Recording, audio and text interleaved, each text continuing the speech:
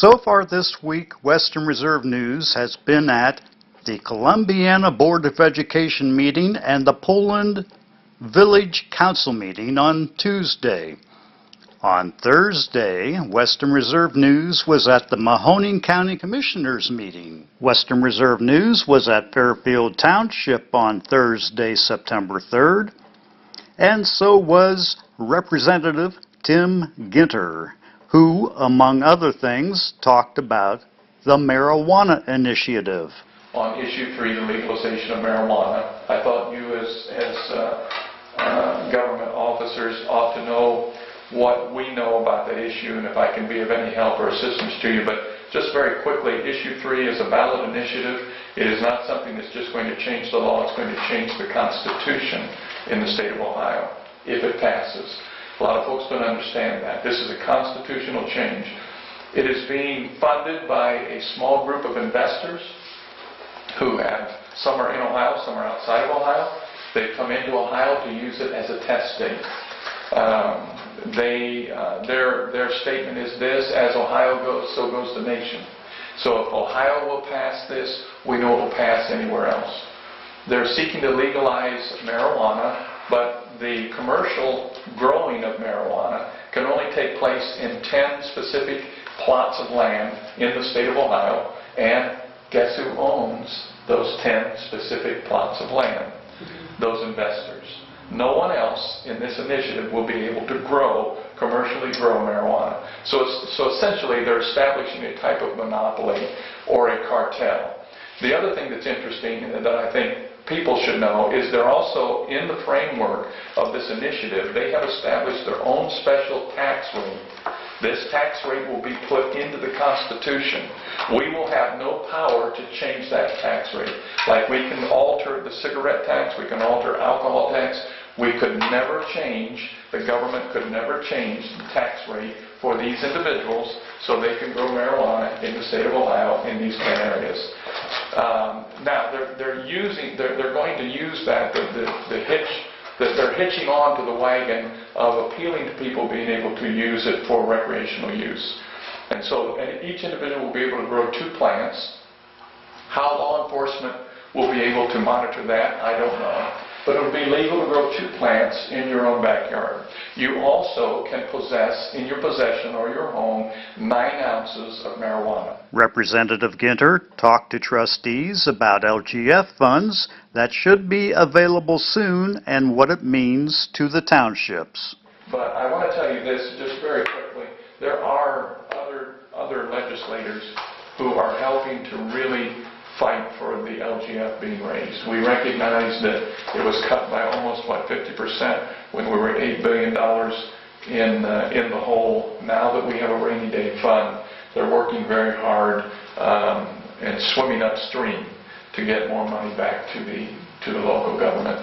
Tim, with the townships here, we contract with the City of Columbiana Fire, Waterford, and also Leetonia. So we essentially don't have a safety force, but we contract with those 3. Can we apply for a grant under the... I think the answer is yes. So we could go to those 3 entities and say, okay, what are the needs? And then we could kind of look and, maybe they all need turnout gear, maybe they all need... Even though they're not in our township? I believe that you're working collaboratively with them, and there's a big push, as you, Barry, already alluded to. I believe that the governor is pushing very hard for collaborative efforts. So I can double check on that, but Because one of those would be the only in the township. Who do you you're working with the city and with who else? We contract with New Waterford, the City of Columbiana, and then also Leetonia, 3 different fire departments. Columbiana would be the only ones in our township. And the City of Columbiana is in our township, which was for the trustees, and also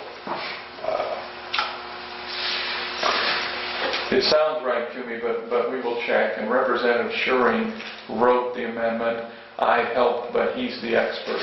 And he tried to get this in the last budget and wasn't successful. And if you don't have broadband internet available to you, Representative Tim Ginter tells what's coming. I don't know if you have heard of CAF or CAF2. You may have already heard of the Connect America Fund, and this is a fund that has been offered to carriers, providing that they were willing to match it with investment from their companies. And the purpose is to provide broadband to 167,000 rural locations around Ohio. And the hot news is this, that all of the large companies have accepted the CAF $2 and are going to begin a 6-year rollout of this plan. CenturyLink, Frontier, Windstream, Cincinnati Bell, Fairpoint, AT&T. And so there are benchmarks that they have to meet every one of those 6 years until they have met the 100%. In other words, the funding, I'm sure, is distributed according to them reaching certain benchmarks. I met with parents who were frustrated because, their kids now use computers, and they're having to use computers and be online to even do their homework. And one mother was actually broke down in tears because her daughter, they had to buy her smartphone, said, we don't have that kind of money, but we had to buy something so she could get her homework and do her homework. And she walks around in the front yard trying to get reception to do her homework. So this will be a big deal to some of the folks in our county. And Fairfield Township made their Roadman Mel accountable for counting up all the signs and 500 signposts in an order placed with ODOT. So I guess we need a resolution appointing Mel as the LPA point person and giving him the authority to sign as needed on this document. Just on that dock or any dock, if something else comes? Well, we want to look at the other one first on this Okay. document. So this upgrade project grant agreement. agreement, okay. So moved. A second. Mr. Hung? Yes. Mr. Meyer? Yes. Mr. Garwood? Yes. Fairfield Township approved the lowest bid received at the last meeting for a truck bed submitted by Dexter. On Thursday, the Mahoning County Commissioners held their meeting at the Ohio State University Extension Service across from the Canfield Fairgrounds, and they handed out Buckeyes. Mayor Getty? Yes. Commissioner Tucker? Yes, thank you. Well, so in honor of our Buckeyes, right, that are the first unanimous #1 preseason ever. So if you put a Buckeye in your pocket, it's good luck. Good. I like that. So these are Mahoning County Buckeyes. Wow. I had a tree in my backyard once. I'm trying to grow it. For real. So you could plant it, but I thought that put that in your pocket. It'll be luck for you guys and luck for us for the season. So have a few extras, so all the lucky folks in the front. Wow. That is really cool. Thank you. They're all shined up. They're all shined up. I've been rubbing them good. Wow. At the Columbiana Board of Education meeting, Superintendent Don Mook told the school board about national honors received by the speech class. It's not on my agenda, but I wanted to recognize our speech and debate team. We have a plaque that I wanted you to take a quick glance at. We were recognized nationally as a school of honor. Columbiana High School speech team placed in the top 40 of over 1,000 schools, making our team the only Ohio school who placed in speech events.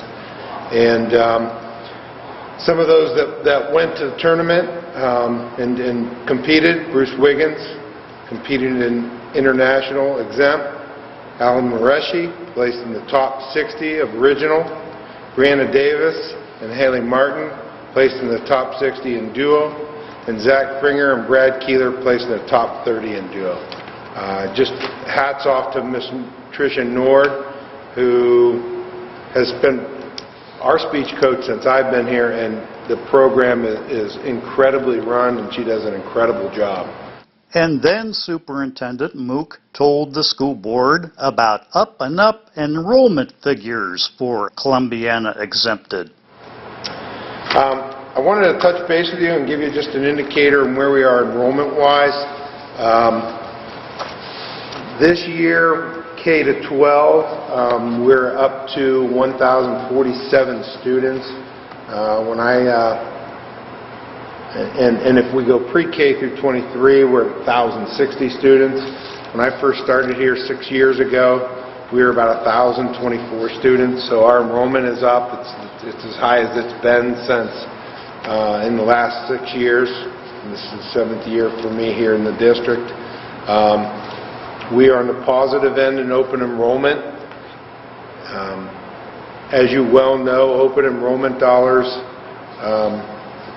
out need to be covered by open enrollment in. We lose out of the district about 160 kids, but this year we have 190 kids in open enrollment in.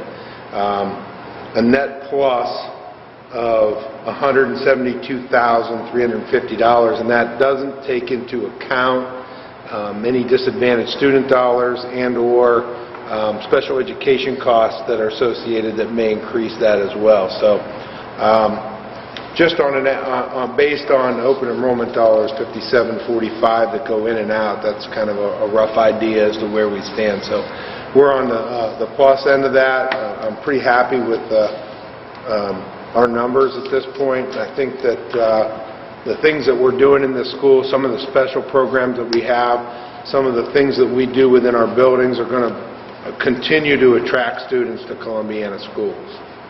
So enrollment is a very positive thing for us at this point. At the Poland Village Council meeting on Tuesday, historic markers are in Poland's future. Now, regarding the marker for Village Hall, the Village of Poland, I can read a portion of the letter there. It says, "Your efforts to submit an application is greatly appreciated, and your topic is worthy of an Ohio historical marker. If you would like to proceed with your application and pay for the marker with your local community support, please contact us by September 30th.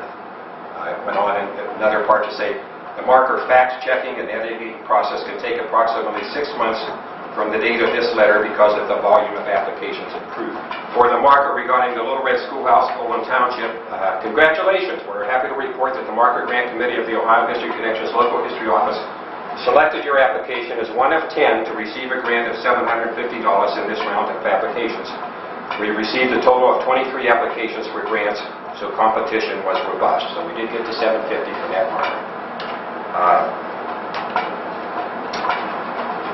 Regarding that marker, also, Larry Bachman, our president, and I attended a meeting of the Poland Township trustees and gave them information about our interest in applying for the marker, requested assistance for that, as well as a big issue we have at the Little Red Schoolhouse with the windows. That 1858-year-old building has the original windows, we figure, and they are deteriorating pretty badly. We had the building painted a few years ago, 2 years ago, and the painter had to use a lot of caulking around the windows just to kind of hold them together. Well, this year a lot of that caulking is coming loose with heat or whatever. So we are interested in replacing those windows. So we spoke at the Township Trustees meeting requesting assistance for paying for the marker that would go at the Little Red Schoolhouse and Poland Township, as well as the windows. The result was that we were given $3,000 to use as we saw fit for either or both causes.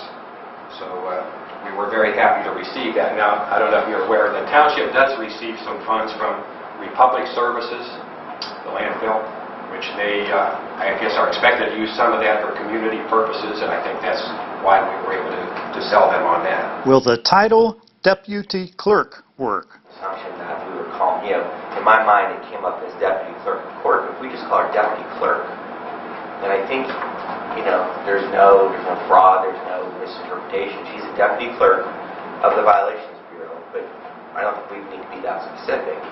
But she is the one who is signing off for the village on these suspensions, that she's a representative of the Village of Poland. And that's all I think we're really doing, is saying that she's our representative for the BMV on these matters. And I think in that regard, I think it'd be okay. That makes sense, just Deputy Clerk. I'm gonna send this message as well, but I think that would be fine. Yeah. But what I would do is I would call the director tomorrow and ask her opinion as well. But we could do one of two ways. I don't know if there's anything pressing, but, you know, you could either name her deputy clerk tonight and then know that she has a notary and it's covered, or she'll have a notary, I imagine, in a week or so, and at the next meeting, talk about whether or not we name her deputy clerk. She's deputy clerk of what? Well, like I said, the deputy clerk designation, in my mind, is the link that the B&B needs to do what they need to do about OVI suspensions and arrests. So all she's doing by that title is saying that council is certifying her as the person who's the contact or the conduit with the B&B. So not just anyone can sign a form. This is the person that village council designated as the person who is verifying these, signing off on them, and then sending them down. After questioning by the Board of Elections, Poland Village clarified the ballot language. So I wrote this resolution, which I believe clarified the resolution that we also sent down, which stated the time that we wanted the levy to be collected and when we wanted the levy to be implemented. Sent it down to the prosecutors. They made a couple changes, which Nick put on the resolution here, and now there will be no problems with the elections board as to the language they put on the ballot and as to when Poland can collect the tax and when Poland can spend the tax money. Collecting next year, spending in 2017. The other way would have been collecting it this year, because they're still collecting 2014, but collecting this year's money and starting to spend it next year, which was not what we intended to do. So this clarifies what was clarified by the other resolution, which clarified what was not clear by the last resolution. Long and short of it is, we're good to go now.